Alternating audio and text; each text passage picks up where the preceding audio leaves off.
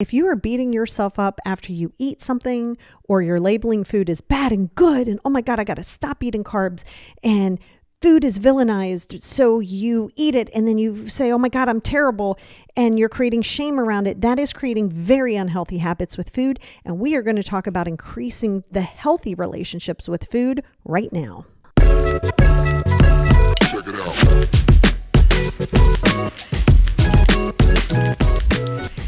Hey, everybody, and welcome back to the Positivity Experience. It is your girl, Lori, and I'm excited to talk to you about this topic. Happy Mother's Day. It is Mother's Day here in the United States. Happy Mother's Day. Every day is Mother's Day. Every day is Father's Day. Every day is Parents' Day and Kids' Day. Every day is every day. But yeah, so happy Mother's Day if you're a mom, and happy Mother's Day to the fathers who may be single fathers who are acting as mom. So welcome here, and I'm excited that you're here, and I appreciate you and the very hard work of just surviving day to day by being a parent. So let's talk about food. Oh my God, I love this topic so much. And I'm going to go a little bit into my own personal binge eating experiences, but also explain to you how you can start really working on developing those healthier habits and relationships with food, and staying off the internet for diet information and going to the gym and eating healthy to lose weight. And we're not going to do any of that. Okay, so we're going to jump into it here. Over on Patreon, you will get a worksheet that will help you evaluate the unhealthy mindset, give you direction on how to do a healthier view and mindset of food. This is going to help you tremendously as long as you're honest with it. And on the abundance tier, if you're in the higher tier on Patreon, you'll get one bonus episode a month. And there we will continue and expand on that and give you another worksheet that is really going to help you should you choose to take this path of developing a healthier relationship with food. One of the big things that you're going to hear in here is stop labeling food as good and bad. We got to stop doing that. And you got to stop going and jumping down the road of diet culture. Now, for somebody like me, I'm 53 years old. I have struggled with binge eating a lot because it was my emotional way of controlling, right? Like I couldn't control everything and everything traumatic happening and all of the things out of my control, but I could definitely control what I put in my mouth. And there's a level of sabotage that comes with binge eating or any other ED that comes with that. And so it's working through that. And if you guys want a specific topic on that, I will. So I'm not going to focus highly on that. It does not necessarily affect me as much anymore because I know a lot of these strategies. I will always have it. Every now and again, it kind of creeps in and I just give it compassion and I go, what is it that I'm trying to avoid? What is it that I'm running for? Because once you develop a coping strategy from emotional eating, which we're going to talk about pretty in depth here, then you'll start to understand it, right? Because it's the way of controlling things that you can't control. But before we get there, I want to talk to you about why you want a healthy relationship with food. Because when you have an unhealthy relationship with food, very often that's going to contribute to any levels of body dysmorphia. I know you're like, wait, one is body and one is food. Yes. But if you're looking at food as making you fat, of needing to cut certain things out because of your body, you see how that relationship goes hand in hand. So number one is we are not going to jump onto a diet. I do not believe in diets. And I studied nutrition when I became a personal trainer early in my 20s. And a lot of that wasn't just from a personal training perspective, but I wanted to understand nutrition a little bit better for myself because I struggled with the eating disorder of binge eating. So I went through a pretty rigorous courses on nutrition when I was studying to be a certified personal trainer, which I was. I guess I'm still a trainer. And I use the nutrition background a lot. And I use it in my life and I use it in other people's lives. And it's just really important to understand diets are not the way to go. Diets are not the way to go. And if you're trying to lose weight, you are not going to cut things out for the sake of losing weight. Now, if you want to be healthier and there's healthier options, I'm here for that.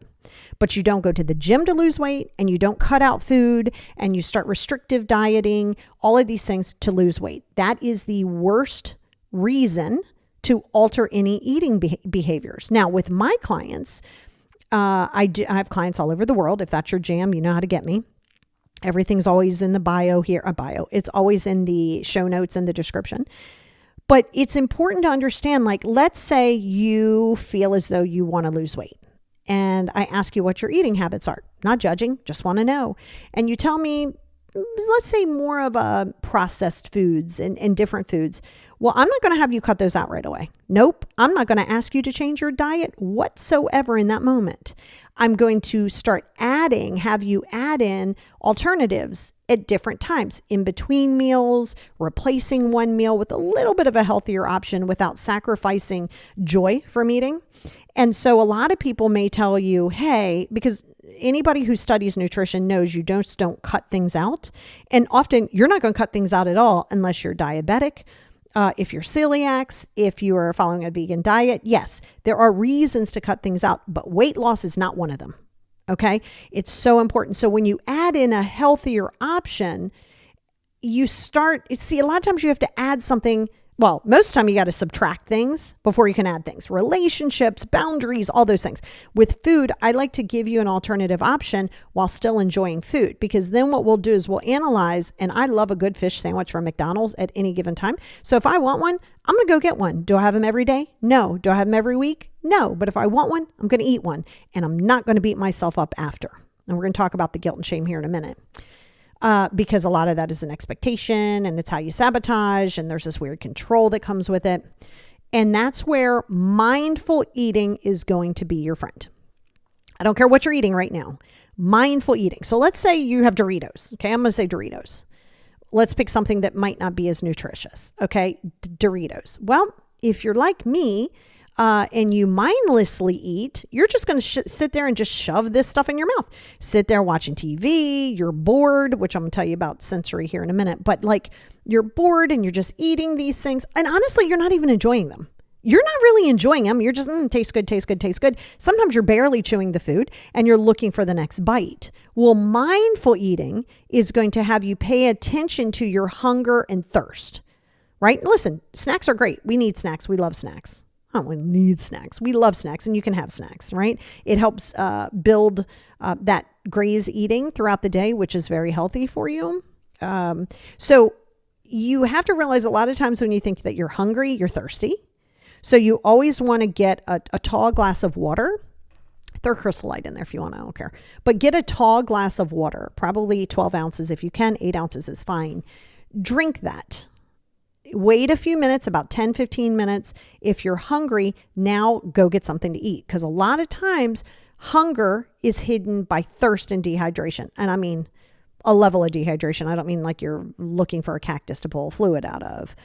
And then you can understand your fullness. And that's a really good way of understanding intuitive eating. Remember, when the food hits your stomach, it does not signal to the brain for about 12 to 15 minutes.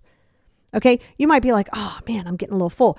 Your brain goes, wait a minute, I'm not catching up yet. So don't think that you eat and then your brain goes, oh my God, we ate.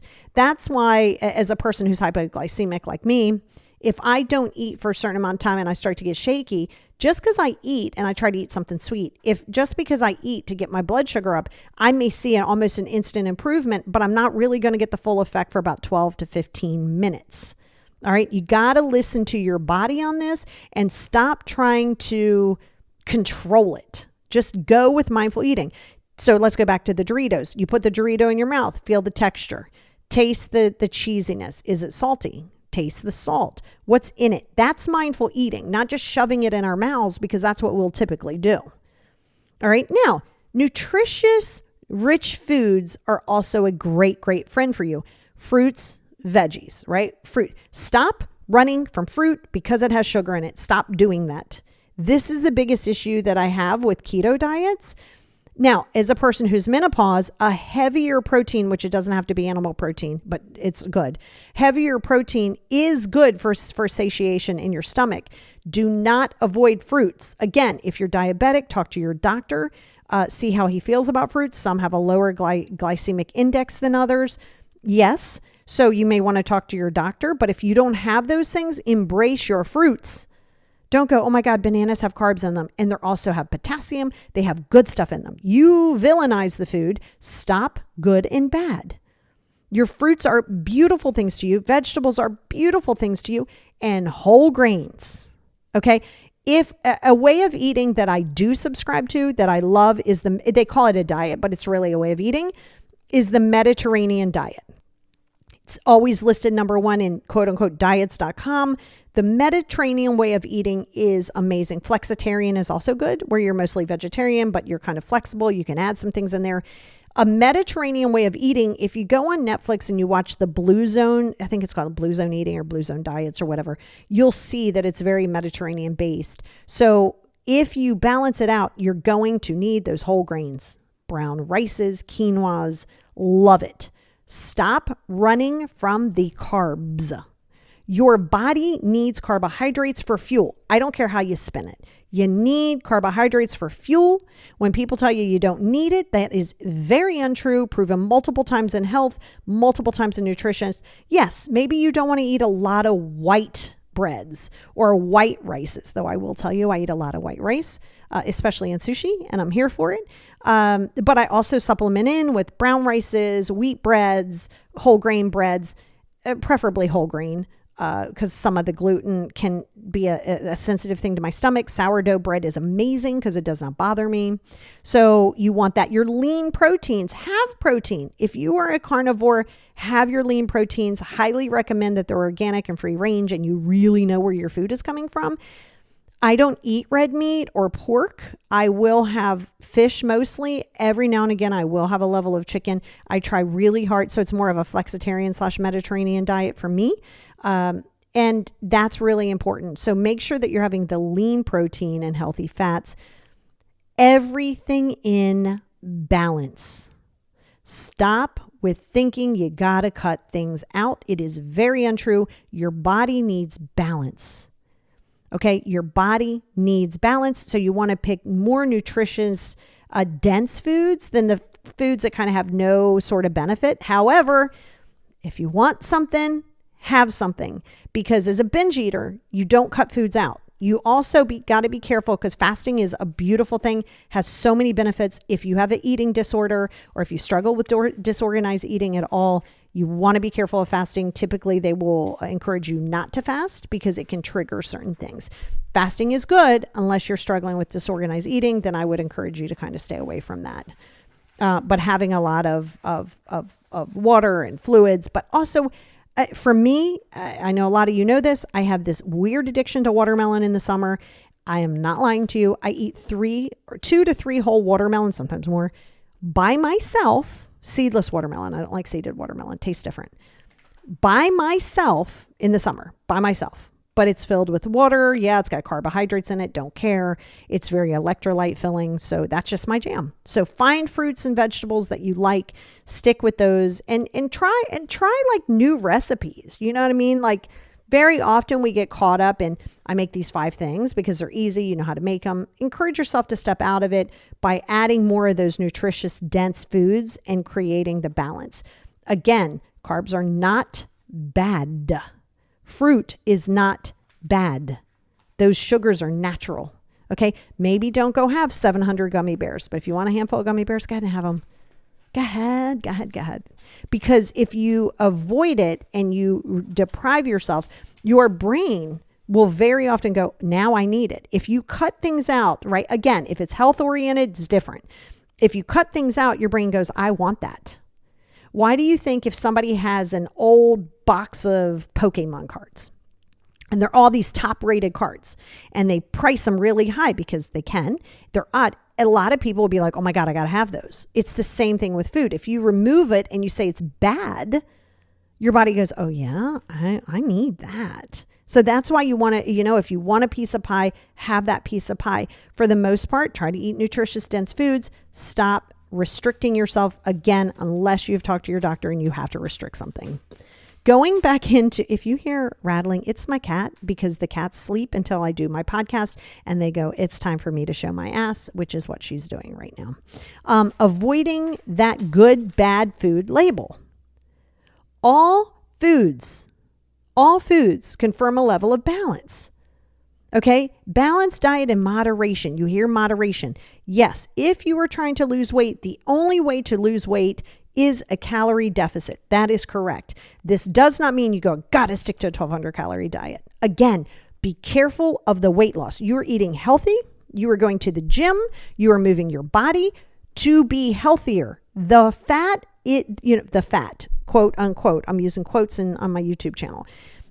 The fat, being fat, like not being fat, but having the fats. You got to have fats. You got to have good fats, right? So sitting there and saying, I can't eat this because it's going to make me fat, you are creating good, bad foods. Stop doing that. Are you judging your eating? Are you feeling guilt and shame? Why? Have the pie. And going back to mindful eating, don't shovel it in your mouth, right? That's mindless eating. So you're going to pair some of your quote unquote less nutritious, less healthy foods with mindful eating. So I just was at a group, I did a group, a little bit of ways, and they made a homemade key lime pie, and it's yummy. And I had homemade brownies, and I put it in my mouth and I enjoyed it. I tasted the citrus. I tasted the chocolate. I tasted the sugars. I chewed it. I loved it. I enjoyed every single bite. And you'll find that sometimes you're like, oh my God, you might have 2 or 3 bites and then you're satisfied. But you don't know, right? Because you're sitting there and you're mindlessly eating. So it's always going to come back to mindful eating. Okay? Listen to your body. Listen to your body, not your mind, not your emotions, your body. When you're full, pay attention to that. Full doesn't mean ready to pop, feeling like you're nauseous. Full means like, you know what? I feel okay right now. Like I'm good. I'm not hungry. I'm not full. I feel good. That's what your body is telling you. We go, oh, I got to eat more. I got to eat more because we're emotionally eating. We're not mindless. We're mindlessly eating. We're not mindfully eating. Okay. Pay attention to your mental health. Are you struggling with anxiety? Are you in depression? Are you Puro or OCD? Are you in that? Are you emotionally eating? And in the Patreon, there's a whole part of emotional eating. And the emotions can go into sabotage. Because think about how we celebrate food. We all do this. This is us as a culture, in just about every culture. We're celebrating something, food. We're mourning something, food. It's Mother's Day. I'm going for food, right? Food should be enjoyable. It should be pleasant. You shouldn't avoid foods or think, oh my God, this food is the devil. Food is enjoyment. It is key to life. It is fuel. It goes along with your hydration. So if you're going to celebrate with food, be in celebration, right? We have a new Mexican restaurant. I am always going to eat chips and salsa. I do not care if I'm home. I do not care where I am. If you break out chips and salsa, I'm going to eat it. I'm going to mindfully eat it. I'll still eat a lot of them, but I'm going to mindfully eat it and taste that salsa. And I make actually excellent hot salsa myself. And I'll put it on things. So you can repurpose foods. I like salsa on eggs or other things. Enjoy it. Have fun making it. Put love into it. And know that each ingredient means something to you. Again, some are more nutritious. Some are empty calories. It is what it is because we need moderation. No need to feel guilt or shame behind it. If you have it, enjoy it. Because if you're going to feel guilt and shame behind it, you're going to start on a binge. You're right. You're going to go down that rabbit hole like, fuck it. I'm going to eat this anyway. Look at me. I've already messed up. So I'm going to go. Well, you didn't mess up if you're not on a diet. What do you mean you messed up? No, you didn't. Okay, so you had that fish sandwich at McDonald's. Okay, so what? Maybe you have a more nutritious, balanced meal at dinner time. So what? You had it. Enjoy it. If you go, oh my God, I'm terrible. Oh my God, I'm this. Well, you shouldn't be because you're not on a diet. But let's say you're on some weird diet in your head. Now you feel like you've thrown the baby out with the bathwater, so to speak. You've already messed it up. So you're going to go all in. You're going to double down on this. Emotions. It's your emotions. Emotionally eating. You've got to challenge food rules. You've got this weird sense of rules. Why do you have such rigid food rules? Is it because growing up, now I grew up in a time where skinny was desired. Everybody doesn't necessarily want to be in an unhealthy shape, but it doesn't mean skinny is unhealthy or healthy either. And maybe being a little bit bigger or having, more of a healthier body type, that doesn't mean that you're unhealthy, right? So people view it as different. So what are the food rules? Do you find yourself saying, I can't have this. I have to limit this. Moderation. So yeah, maybe you don't have the entire Lindt chocolate bar, but you can have 1 or 2 squares. Give yourself that. But what are the rules, the rigid rules that you have? Are you restrictive eating? Are you now saying, I'm going to restrict myself? These are food rules that you've created in your head. If you have guilt, if you have anxiety or disorganized eating, you're not going to enjoy food. You want that. I like 90% chocolate, so I like it dark. I like it like, oh, I love that. And it's actually, that's also shown to have antioxidants and actually not that bad for you, especially in moderation. So what are some rigid food rules, and where are you getting that from? Stop. If you are researching diets, get off the internet. Mediterranean diet, which is really a way of eating, is perfectly fine. You want to look and see structures and look at recipes and say, okay, what would portion sizes look like? That's beautiful, but not immediate weight loss. Okay. Because it's going to be a problem.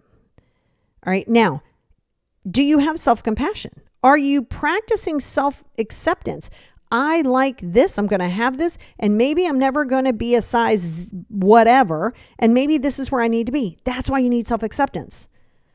Stop trying to get to some weird level of a weight or a number on the scale, because it's never going to be a good enough number. Or if you give yourself that number, you're always going to be stressed about keeping that number. Calm down. Go get your blood work. Go and see, are you high in cholesterol?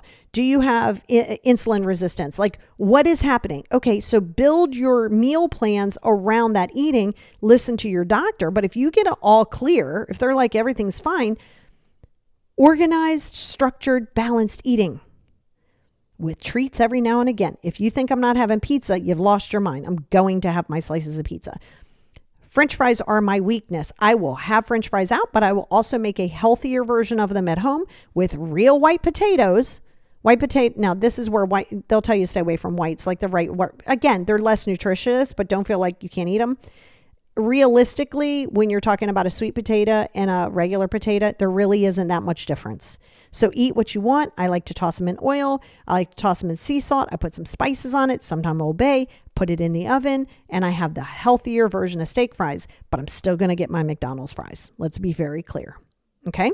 So what are those food rules, and can you challenge it while accepting yourself as you are? Because you can't make changes until you accept yourself for who you are, because then you're always going to be running and trying to chase this perfect body type.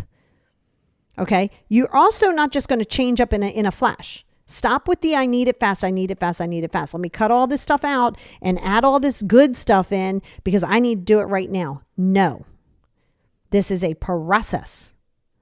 You're going to add something in. You're going to live on that for a while. You're going to maybe change one meal. You still want to have something in the morning, have it. Still want to have the ice cream at night? Go ahead. Let's just sit there and try it one thing at a time. Maybe you add in healthier snacks. Maybe if you can have tree nuts, maybe you have almonds. Maybe you have almonds and cheese. Get a protein in there. Balance it out. All right? Again, it's not going to be fast. Engage in joyful moments. Okay? You can literally enjoy moments like going for a walk. You can, right? These are coping strategies, distractions, so to speak, in a healthy way. I crochet. Both of my hands are busy, but you better believe I'm stopping every night, let's say 6 out of 7 nights. I have an oil popper, not an air popper. I tried the air poppers. I like a little bit of the oil. I put my olive oil in there. It goes around. It makes hot oil. I put like butter spray on it and cheese. I doctor it up, right? I love it. And I have it every single night. I will stop what I'm doing and I will put 1 piece, 2 pieces, not a handful, because if you give me popcorn, I used to put a handful, shove it in my mouth like I was on Survivor Island.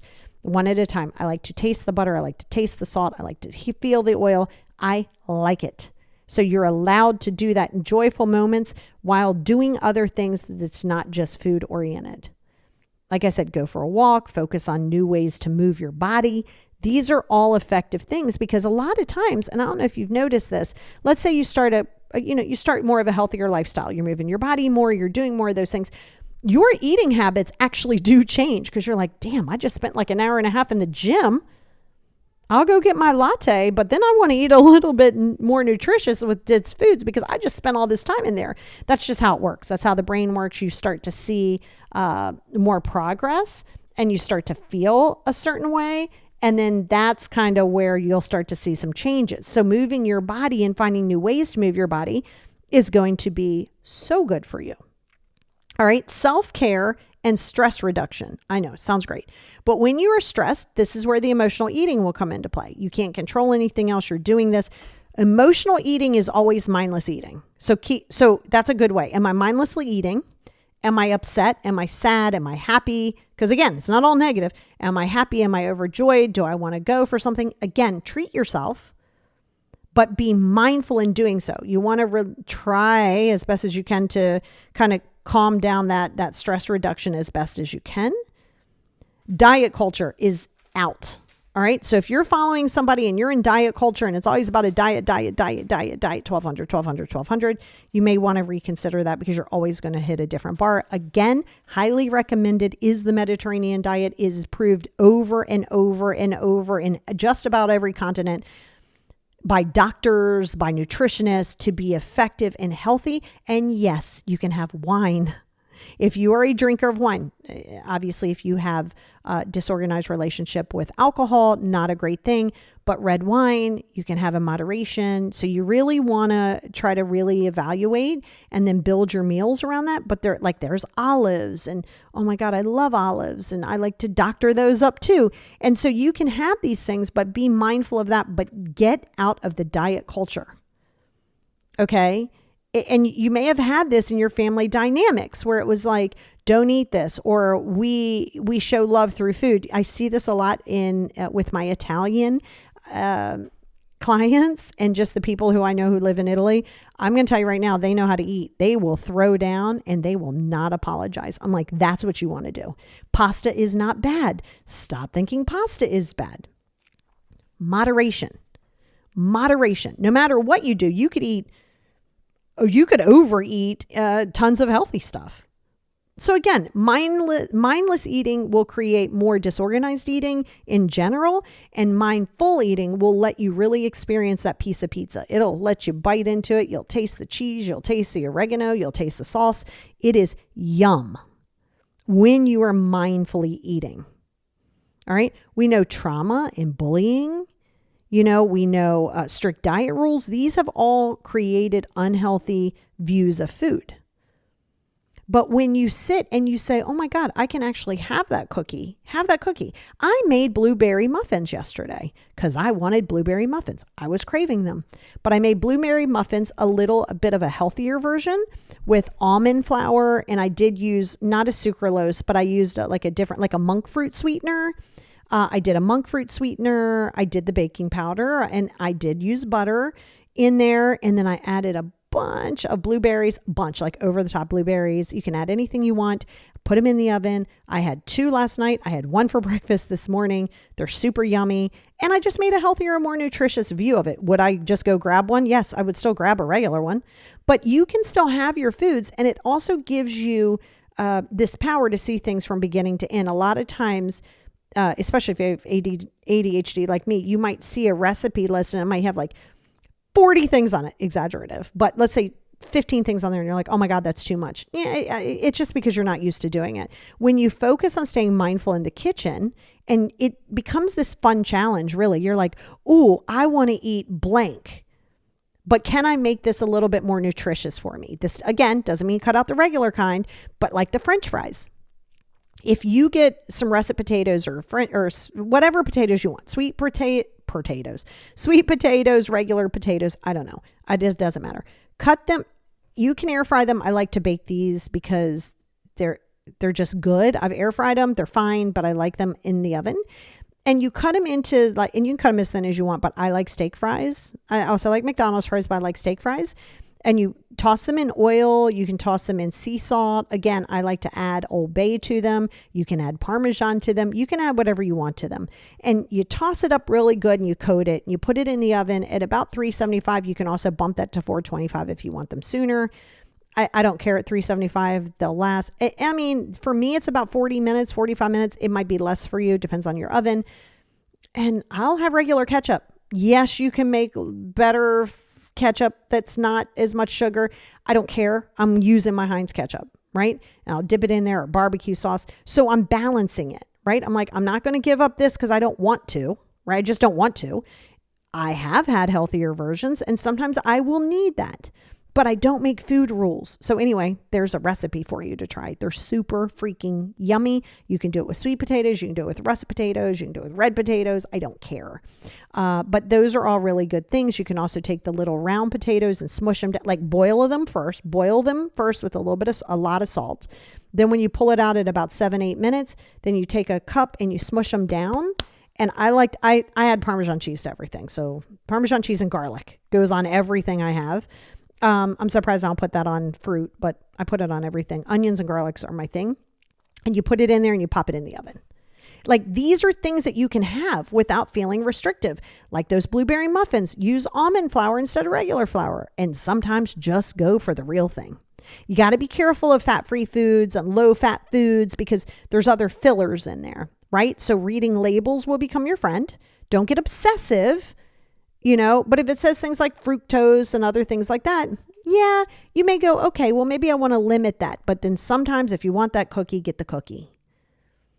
So I encourage you to learn more about the nutrition facts, right? Do not diet. And I've said that 100 times because so many people want a damn diet. Stop it. Stop trying to lose weight. When you eat healthier, the weight loss will come because you won't be eating as much because you'll be mindful eating and you'll have more nutritious, dense foods. When you have those, it's going to fill you more. Maybe you add, if you're a vegetarian, you add lentils. Lentils are lentils, beans. Oh my God, those things are great. I eat rice and beans at least once a week, at minimum. And I always have pasta at least once a week. Yep, I do. So yeah, do I look as skinny as I did when I was 18? No. Will I? Probably not. Do I care? I do not, because I still move my body for the most part 3 to 4 times a week. I still do those things. I try to have my water. I'll still have my Dr. Pepper Zero. Again, balance and moderation. And especially if you've ever had disorganized eating, you want to be very, very careful of cutting things out. So be careful of what you follow online and be careful of what you're absorbing in general, because again, if it's something that you're struggling with food or whatever, you want to be careful of that. So that's the wrap on food. Your homework is to add one halfway decent thing, more nutritious food, and get some education on it without cutting anything out. Stop doing that. Go enjoy yourself a nice meal and give yourself a little treat afterwards. Check it out.